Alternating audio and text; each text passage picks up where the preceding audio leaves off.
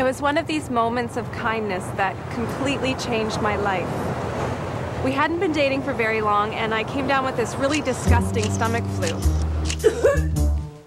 He could have yelled at me for not having a bowl to catch it in, or he could have told me to clean it up myself, or he even could have puked, but instead he just went and got the cleaning supplies and took care of it. And it was at that moment, that was it. I knew that Jeff was my Mr. Right for me. Was that moment romantic? No, it was gross, but it was also intimate and awe-inspiring and really, really loving. Jeff wasn't Mr. Right. He wasn't going to kidnap me on a personal jet and take me somewhere exotic for breakfast, and he wasn't going to put up with my melodramatic bullshit, but I knew that he was going to love and respect me and that I would do the same for him, and that's really all that matters. It's true, we women need to cut you guys some slack, but it wouldn't hurt if you kick things up a notch or two. I mean, you know that no matter what, romantic gestures, even if they're really small, get you a good response. And what kind of things should guys say to you to make you feel nice? What kind of things do your boyfriends say to you? Things like, I love you, or you're pretty today. Anything where they let you know that they're thinking about you when you're not there. That's all it is. When you're least expecting it. It doesn't have to be anything. It just has to be like, It's not sending flowers because you made a mistake. Spending time together doesn't really matter to me where we are. It's like remembering something that I didn't expect him to remember, or taking me somewhere that I mentioned, a long time ago, and he just, stored it somewhere. To compliment them on their little things, the changes that they do, like if they cut their hair, or if they change their makeup, or what they wear. Tell her that she's beautiful every day. You tell pretty women that they're smart, and smart women that they're pretty. I'm not going to make a guarantee here, but if you make a woman feel good about herself, your chances of scoring soon after rise considerably. But don't make that your motivation for doing nice things. It's just a bonus. But it could be a really good bonus.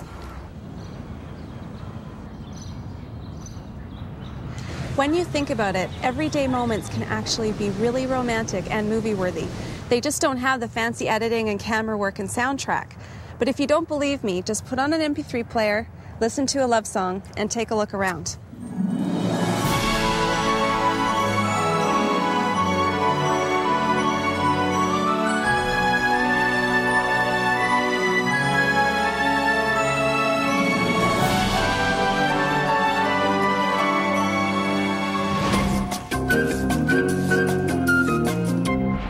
I do still love the books and the movies, not for maybe the same reasons as I used to love them, but I do still enjoy them. Yeah. And I would hate to kind of have to have an either-or situation. I mean, obviously I'd pick the guy, but it'd be nice to sort of have both. I think that you can still read chick lit and still totally enjoy romantic comedies and be in a relationship at the same time. That's good and fulfilling. I do. I think chick culture is meant to be fun, and that women need to just take it that way. I'm an undying romantic, so I'm a sucker for all that stuff, I'll admit it. So in some ways, there are positive aspects of it because it does give you hope. And, you do believe that there is somebody wonderful out there for you, and you have to have that. The ends of my books are never kind of the fairy tale happy endings. But what has happened is my characters have changed. They've grown up, they've learned things about themselves, and they've learned things about their relationships with other people. And equipped with that knowledge, they're able to go forth and live fulfilling lives. That's my version of a happy ending.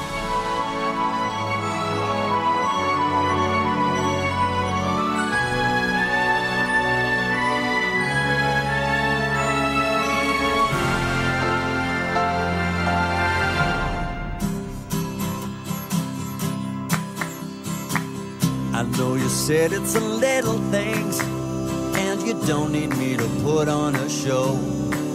But you were such a special lady, such a sweet girl, and this is something everybody should know.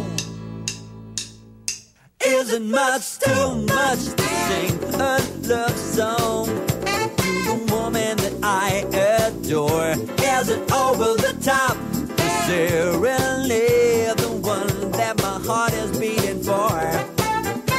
Is it much too much to share these feelings